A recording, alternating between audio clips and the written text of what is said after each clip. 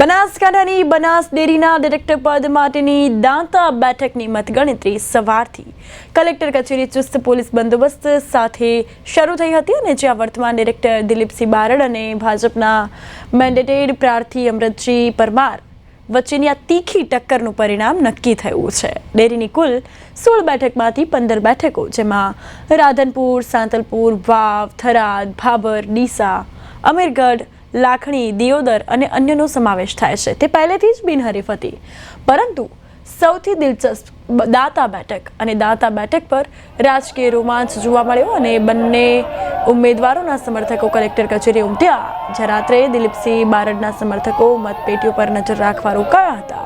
આ ચૂંટણીમાં અમરતજી પરમારે 55 મતોથી વિજય મેળવ્યો છે।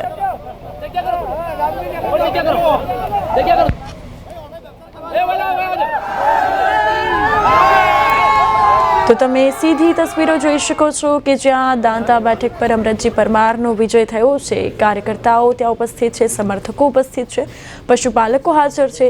તો હાલ તો સમર્થકો અને પશુપાલકોમાં ઉત્સાહ જોવા મળી રહ્યા છે। સૌ કોઈ અમરતજી પરમારની જે વિજય થઈ છે તેને વધાવી રહ્યા છે। તેઓને ખભે બેસાડીને તેઓને નારા લગાવવામાં આવી રહ્યા છે, તેઓને ફૂલહાર પહેરાવીને તેઓને અભિનંદન પાઠવવામાં આવ્યા છે।